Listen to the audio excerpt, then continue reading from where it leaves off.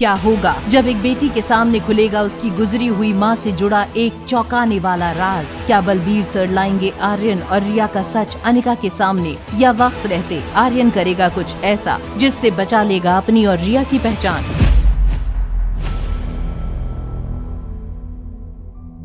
Balbir uncle, कहाँ हो आप? क्या आप मॉम को मेरा और रिया का सीक्रेट बता दोगे? आर्यन के सवाल का जवाब दिए बिना ही बलबीर सर वहां से चले गए। जहां एक ओर आर्यन का घबराहट के कारण बुरा हाल हो रहा था, वहीं दूसरी ओर बलबीर सर चेहरे पर एक मुस्कान लिए अनिका और रिया के पास पहुंचे। आज मैं तुम्हें एक ऐसी बात बताऊंगा जिसे सुनकर तुम जिंदगी भर के लिए मेरी कर्जदार हो जाओगी। क्या मतलब?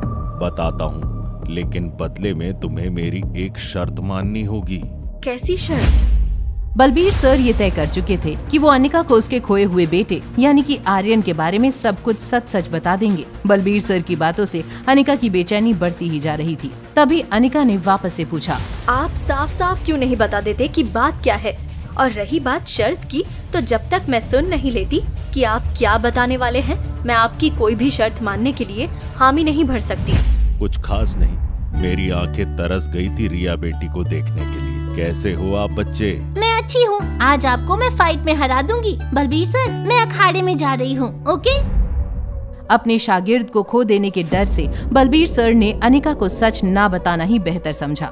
बात को बदलने के लिए उन्होंने अनिका को गले लगाने के लिए हाथ बढ़ाया और जैसे ही अनिका आगे बढ़ी, उसकी गर्दन पकड़कर जमीन पर पटक दिया। ये देखकर कैंप के बाकी बच्चे हैरान रह गए थे। आज देखते हैं तुम्हें मार्शल आर्ट्स याद भी है या भूल गई। हो जाए दो हाथ। हाँ बिल्कुल, पर फिर ये मत कहना कि मैंने आप ही के स्टूडेंट्स के सामने आपको हरा कर आपकी बेइज्जती कर दी। हार और मेरी वो तो वक्त बताएगा। कैंप के बच्चों को यकीन नहीं हो पा रहा था कि अनिका जैसी खूबसूरत लड़की मार्शल आर्ट्स में इतनी माहिर हो सकती थी। लगभग 15 मिनट की लंबी फाइट के बाद अनिका बलबीर सर से जीत चुकी थी। अगर बिना प्रैक्टिस के तुम जीत सकती हो तो जरा सोचो, अगर तुम सही से प्रैक्टिस करो तो न सिर्फ इंडिया बल्कि वर्ल्ड चैंपियन बन सकती हो। मेरे पास कहाँ इतना टाइम रहता है कि मैं रेगुलर प्रैक्टिस करूं। जानता हूँ एक नंबर की आलसी हो तुम, लेकिन अपनी बेटी उसे तो बना सकती हो ना बेहतरीन फाइटर। रिया? नहीं, बिल्कुल नहीं। मैं नहीं चाहती उसे ऐसा कुछ भी करने की जरूरत पड़े। मैंने शुरू से रिया को एक राजकुमारी की तरह पाला है और आगे भी ऐसा ही करूंगी। मुझे लगता था शायद तुम अपनी माँ जैसी मजबूत होगी, पर अफसोस तुम उसके जैसी बिल्कुल नहीं हो। तुम तो बेहद कमजोर माँ निकली, जबकि तुम्हारी माँ एक असली चैंपियन थी। बलबीर सर, क्या आप मेरी माँ के बारे में कुछ जानते हैं? प्लीज आप उनके बारे में जो भी जानते हैं मुझे बता दीजिए। मैं उससे तब मिला था जब मुझे मार्शल आर्ट्स में थोड़ी बहुत सक्सेस मिलनी शुरू हुई थी और मुझे एक शागिर्द की तलाश थी। जो हुनर तुम्हारे अंदर है वही हुनर मैंने तुम्हारी माँ में देखा, तो उसे ट्रेनिंग के लिए ऑफर दिया, मगर उसके कुछ ही दिनों बाद वो अचानक कहीं गायब हो गई। मतलब? किसी को नहीं पता था कि वो कहाँ गई। कुछ लोगों का मानना था कि शायद उसे किसी ने किडनैप कर लिया, पर मुझे यकीन था उसकी ताकत पे। उसका कोई बाल भी बांका नहीं कर सकता था। फिर लगभग 2 साल बाद अचानक एक दिन तुम्हारी माँ मेरे पास आई और कहा कि मैं उसकी बेटी यानी कि तुम्हें अपना शागिर्द बना लूं। साथ ही उसने मुझसे एक बात कही जिसे सुन मुझे बड़ा धक्का लगा था। क्या कहा था माँ ने? उसने मुझे बताया कि वो बहुत जल्दी इस दुनिया से जाने वाली है। ये सुनकर मैं शॉक्ड रह गया था। उसकी दी हुई इंफॉर्मेशन से जब तक मैं तुम्हारे पास पहुंचता उसके पहले ही वो चल बसी, मगर जाने से पहले वो अपनी सारी जिम्मेदारियां निभा कर गई थी। किसी को उससे कोई शिकायत नहीं थी सिवाय एक शख्स के। कौन था वो शख्स? दिल्ली के गुलेरिया खानदान के सबसे काबिल वारिस करण गुलेरिया। करण के साथ तुम्हारी माँ की सगाई हुई थी। पहली बार जब मैंने तुम्हारा नाम अनिका गुलेरिया सुना तो लगा कि तुम करण गुलेरिया की बेटी हो, पर अफसोस ये सच नहीं था। मुझे आज तक समझ नहीं आया कि तुम्हारी माँ ने क्या सोचकर करण गुलेरिया की जगह तुम्हारे बाप गौतम गुलेरिया से शादी की थी। फिर करण गुलेरिया का क्या हुआ? करण एक बहुत ही एम्बिशियस आदमी था। वो अपनी मेहनत से गुलेरिया ग्रुप को बहुत ऊंचाइयों पर लेकर जा रहा था, लेकिन तुम्हारी माँ के जाने के बाद वो बिल्कुल बदल सा गया था। उसने सब कुछ छोड़ दिया और तो और ना ही दोबारा किसी से प्यार किया ना शादी। वो आज भी जिंदा है, मगर ऐसी जिंदगी भला किस काम की। माँ ने ऐसा क्यों किया होगा? शायद इसीलिए उन्होंने फार्मा कंपनी का नाम अनिकरण फार्मास्यूटिकल्स रखा था, क्योंकि वो कभी करण को भूल नहीं पाई थी। अनिका अपनी माँ से जुड़ी पहेलियों को सुलझाने की जितनी कोशिशें कर रही थी, उतना ही उसमें और उलझती जा रही थी। वो अपने ख्यालों की उधेड़-बुन में खोई हुई थी कि तभी बलबीर सर की आवाज से उसका ध्यान टूटा। तुम थोड़ी देर बैठो, तब तक मैं देख कर आता हूँ दोनों बच्चे क्या कर रहे हैं। दोनों बच्चे? बलबीर सर की बातों से अनिका के मन में सवालों का एक तूफान उठते जा रहा था। वो जब तक पूछती कि कौन दोनों बच्चे, उससे पहले ही बलबीर सर अखाड़े की तरफ निकल गए। अनिका भी उनका पीछा करने लगी। अखाड़े के पास पहुंचते ही अनिका ने देखा रिया अपनी उम्र से 2 गुने बच्चे से फाइट कर रही थी। यहाँ तो सिर्फ रिया है।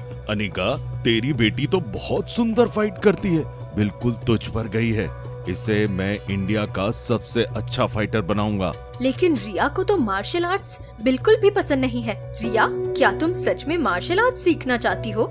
यस मम्मा। ठीक है सर, अगर खुद कह रही है कि इसे इंटरेस्ट है तो मुझे कोई प्रॉब्लम नहीं है। इसको मैं कल से ले आती हूँ ट्रेनिंग के लिए। अनिका आर्यन को रिया समझकर उसके साथ निकल गई। वहाँ खड़े बलबीर सर को समझ नहीं आ रहा था कि वो अनिका को कैसे रोके कि तभी रिया वॉशरूम से बाहर आई और उसने बलबीर सर को परेशान देखा। रिया कुछ कहती, इससे पहले ही उसके फोन पर आर्यन का मैसेज आया। मॉम मुझे रिया समझकर साथ ले जा रही है। थोड़ी देर में डैड तुम्हें लेने आएंगे। बलबीर सर, टेंशन की कोई बात नहीं है। Everything is under control. Riya excited थी क्योंकि आज उसे अपने डैड से मिलने का मौका फिर से मिल गया था। दूसरी ओर अनिका ने रास्ते में एक फार्मेसी स्टोर पर कुछ औषधि और केमिकल्स के पेस्ट का ऑर्डर देने रुक गई थी। वहीं दूसरी तरफ बलबीर सर की एकेडमी में बोर हो रही रिया ने बलबीर सर से एक रिक्वेस्ट की। ये जगह कितनी बोरिंग है। अभी तो डैड के आने में भी 2 घंटे बाकी हैं। क्या आपके पास कोई बार्बी डॉल है? ये पहलवानों का अखाड़ा है, कोई लड़कियों के खेलने की जगह नहीं जो तू बार्बी डॉल ढूंढ रही है। यहाँ आजा पुत्र, मैं तुझे एक धमाकेदार गेम दिखाता हूँ। स्टॉप एवरीवन, आज हम एक नॉकआउट फाइट खेलेंगे। जो हार गया गेम से बाहर और जो जीत गया वो अगले राउंड में जाएगा। वैसे तो रिया को बार्बी डॉल और मोबाइल गेम्स ज्यादा पसंद थी, लेकिन नॉकआउट फाइट देखने के लिए वो बहुत एक्साइटेड हो गई थी। दूसरी तरफ अनिका फार्मेसी से कुछ दवाइयाँ लेकर जैसे ही कार में आई, आर्यन ने कहा, मॉम ये सब क्या है? ये दवाइयाँ किसके लिए हैं? तुम्हारी बड़ी नानी के लिए। तो क्या इस दवा को खाने से ब्लाइंड पर्सन फिर से देखने लगते हैं? नहीं रिया, बट तुम्हारी बड़ी नानी की आंखों की रोशनी कमजोर और स्ट्रेस की वजह से गई है। उनकी ऑप्टिकल नर्व डैमेज हुई है और अगर हम उनकी ऑप्टिकल नर्व को फिर से मजबूत कर देंगे तो हो सकता है वो फिर से देखने लगे। अनिका की बातें सुनकर आर्यन प्राउड फील कर रहा था। दोनों वहाँ से मल्होत्रा मैंशन के लिए निकल गए। तो दूसरी ओर रिया को फाइट देखने में गजब का मजा आ रहा था। वो हर एक पंच, हर एक डक, हर एक फाइट को एंजॉय कर रही थी। Yes, he is my favourite. एक और पंच। वो देखो बलबीर सर, वो फाइटर कितना पावरफुल लग रहा है। उसके बाइसेप्स तो बिल्कुल मेरे फेवरेट सुपर हीरो जैसे हैं। रोहित आर्यन को रिसीव करने के लिए पहुंचा तो वो खुश था क्योंकि आज वो अपने बेटे को एक फाइटर की तरह देखने वाला था। लेकिन आर्यन को एक पिंक फ्रॉक में देखकर उसके सारे सपने जैसे बिखर गए हों। वहीं दूसरी तरफ मल्होत्रा मैंशन में अंजलि मामी के साथ शीला मासी भी अनिका का बेसब्री से इंतजार कर रही थी। अनिका के मैंशन में घुसते ही, क्यों आई हो यहाँ? इसकी माँ ने हमें कम परेशान किया था कि अब ये भी आ गई। मैं तो कह रही हूँ संभल कर रहना आप लोग। पता नहीं स्वाति की ही बेटी है या कोई और। शीला, जबान है तो कुछ भी मत बोला करो। तुम स्वाति की बेटी के बारे में बात कर रही हो और ये मत भूलो कि अनिका और उसकी बेटी रिया हमारे परिवार का हिस्सा है। वाह मम्मी जी, आपने तो हमेशा से ही स्वाति की तरफदारी की है। ज्यादा काबिल, समझदार और भरोसेमंद आपकी बड़ी बेटी स्वाति की तरह ये भी मल्होत्रा परिवार की इज्जत जुबा कर चली जाएगी। शीला, भगवान के लिए चुप हो जाओ और अपनी बहन के बारे में ऐसी बातें मत करो। आप स्वाति की हरकतों पर पर्दा डाल सकती हैं, मैं नहीं। कह देती हूँ, नजर रखना इस लड़की पर। पता नहीं किस मकसद से आई है यहाँ। शीला, ये है अनिका और इसकी प्यारी सी बेटी रिया। अनिका को देखते ही शीला मासी ने अपनी वर्षों की भड़ास उस पर उतार दी थी। शीला मासी आगे कुछ कहती कि तभी आर्यन उनका आशीर्वाद लेने के लिए पैर छूने के लिए झुका कि तभी शीला मासी ने अपने पैर पीछे कर लिए। शी, दूर रहो मुझसे, you dirty girl. I am not a girl. जैसे ही आर्यन ने ये कहा, हॉल में खड़े सारे लोग आर्यन को हैरानी से देखने लगे। हाथों में मिट्टी और मिट्टी में नहाई हुई टी-शर्ट पहने हुए आर्यन फिलहाल किसी एंगल से लड़की नहीं लग रहा था। आर्यन समझ चुका था कि अब अगर उसने अपने गुस्से पर काबू नहीं किया तो उसकी पोल सबके सामने खुल सकती थी। मेरा मतलब है I am not a dirty girl. वो मार्शल आर्ट्स की ट्रेनिंग करते वक्त थोड़ी मिट्टी लग गई थी। Martial art, this is so down market. तुम तो उन आवारा बच्चों के साथ हाथ में हाथ डालकर कुश्ती खेलती हो, क्योंकि मुझे नहीं लगता कि कोई भी इज्जतदार और पैसे वाले खानदान का बच्चा ऐसे सब ट्रेनिंग लेता होगा। शीला मासी की ऐसी बातें सुनकर अनिका को उनके बिहेवियर पर ताज्जुब हो रहा था। शीला मासी और किशन मामा के स्वभाव में जमीन आसमान का फर्क था। अनिका के रिएक्शन देखते हुए अंजलि मामी ने अनिका का हाथ दबाकर उसके कान में धीमी आवाज में कहा, शीला मासी की जबान थोड़ी सी तीखी ही है, मगर तुम उनकी बातों का बुरा मत मानना। ये कुश्ती के अलावा और क्या करती हो तुम? I mean, कौन से क्लास स्टैंडर्ड में हो अभी? लो भाई, बच्ची को तो ये भी नहीं पता कि वो किस स्टैंडर्ड में पढ़ रही है। मान गया अनिका तुम्हें। क्या परवरिश दे रही हो तुम अपनी बच्ची को? आर्यन इन सब सवालों का जवाब देने में थोड़ा कमजोर था। आर्यन को इस तरह सोचते हुए देखकर शीला मासी अनिका को गौर से देखने लगी। थोड़ी देर उसे देखने के बाद शीला मासी ने बड़े दयालु अंदाज से अनिका और रिया पर रहम करते हुए कहा, मैंने सुना है कि तुम शादी से पहले ही प्रेग्नेंट हो गई थी। मैं तुम्हारे लिए कोई अच्छा सा लड़का ढूंढकर तुम्हारी शादी करवा दूंगी। रही बात तुम्हारी बेटी की, इसके पास अभी भी एजुकेशन और अच्छी परवरिश से अपनी जिंदगी सुधारने का मौका है। मासी, इसकी एजुकेशन की चिंता आपको करने की जरूरत नहीं है। उसका ख्याल रखने के लिए मैं जिंदा हूँ। जिसने खुद कभी कॉलेज की शक्ल नहीं देखी, क्या वो अपनी बच्ची के एजुकेशन का ध्यान रख सकती है? तुम्हारे अच्छे के लिए ही कह रही थी मैं, ताकि इस बच्ची का भविष्य भी तुम्हारी और तुम्हारी माँ की तरह बर्बाद न हो जाए। फिर एक दिन ये भी तुम्हारी तरह बिना शादी के प्रेग्नेंट होकर लौटेगी तब। चुप हो जाओ शीला, बहुत बोल चुकी तुम। हर चीज की कोई लिमिट होती है। आज तुमने सारी हदें पार कर दी है। शीला मासी ने अंजलि मामी की बात बिल्कुल अनसुनी कर दी। शीला मासी की बेटी भी लगभग रिया और आर्यन की उम्र की ही थी। वो जब से घर में आई थी, बड़ी शांति से अपनी नानी माँ की व्हीलचेयर के पास बैठी थी। करिश्मा बेटा, will you tell me who invented the aeroplane? The aeroplane was invented by the Wright brothers. That is excellent. Now tell me, what languages can you speak? I can speak English, Hindi, French and Spanish. But I'm also very keen on learning more languages. Foreign language तो बहुत दूर की बात है। इसे तो अपनी mother tongue में भी जवाब देने में इतनी प्रॉब्लम हो रही है। जैसे ही शीला मासी ने रिया के लिए ऐसा टॉन्ट मारा, आर्यन ने फॉरेन लैंग्वेज में कुछ कहना शुरू कर दिया। जब 1 मिनट तक आर्यन बोलता रहा, तब शीला मासी, अंजलि मामी और व्हीलचेयर पर बैठी नानी, सभी लोग हैरान हो गए। ये कौन सी लैंग्वेज बोल रही हो तुम रिया? ये अरेबिक लैंग्वेज है बड़ी मासी, बहुत आसान है। इसे बोलना एक्चुअली मॉम ने मुझे सिखाया है। 8 अलग अलग भाषाएं सिखाई हैं मुझे मॉम ने। आर्यन का ये जवाब सुनते ही करिश्मा जोर जोर से रोने लगी। शीला मासी को विश्वास नहीं हो रहा था कि अभी अभी वो जिस बच्ची को बेवकूफ समझ रही थी, उस बच्चे ने पिछले 2 मिनट में ऐसी बातें कही थी जो 6 साल के बच्चे के लिए बोलना इम्पॉसिबल था।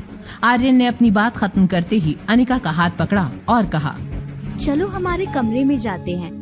मम्मा is proud of you. Anika ये देखकर हैरान हो गई थी कि रिया इतनी अच्छी अरेबिक भी जानती थी। मुस्कुराती हुई अनिका ने आर्यन से पूछा, रिया तुमने इतनी अच्छी अरेबिक कहाँ से सीखी? आर्यन अनिका के इस सवाल का क्या जवाब दे, तभी अनिका की पर्स में उसका फोन बजने लगा। जैसे ही अनिका ने फोन उठाया, वाह अनिका, अब तुम इतनी गिर गई हो कि कंपनी के सारे फंड्स तुम्हें अपने अकाउंट में ट्रांसफर करवाना शुरू कर दिए। देखो, शराफत से वो पैसे मुझे लौटा दो, मुझे उन पैसों की सख्त जरूरत है। देखिए पापा, हम सबकी मजबूरियां हैं, हम सबकी अपनी जरूरतें भी है, लेकिन हमारी जरूरतों को पूरा करने के लिए मेहनत भी हम ही को करनी पड़ेगी, है ना? समझ गया मैं। चलो ठीक है, अगर तुम मुझे मल्होत्रा से कहकर 2 करोड़ रुपए दिलवा देती हो तो आज के बाद मैं तुम्हें कभी कांटेक्ट भी नहीं करूंगा। ये मेरा वादा है तुमसे। क्या कहती हो? ठीक है, मैं आपको अभी पैसे ट्रांसफर करने को तैयार हूँ। बदले में आप मुझे मेरे बेटे का पता बताएंगे। क्या आपको ये मंजूर है? क्या ब्लैकमेल होकर गौतम गुलेरिया दे देगा अनिका को उसके बेटे की इन्फॉर्मेशन? क्या होगी शीला मासी की अगली चाल? कैसे करेगी वो अनिका को मल्होत्रा परिवार से बेदखल? क्या आर्यन की चालाकी डाल देगी रिया को किसी बड़ी मुसीबत में? जानने के लिए देखिए अगला एपिसोड सिर्फ पॉकेट FM के YouTube चैनल पर। और एक लड़की को देखा तो के सारे एपिसोड्स को सुनने के लिए डिस्क्रिप्शन में दी हुई लिंक से डाउनलोड कीजिए पॉकेट FM ऐप।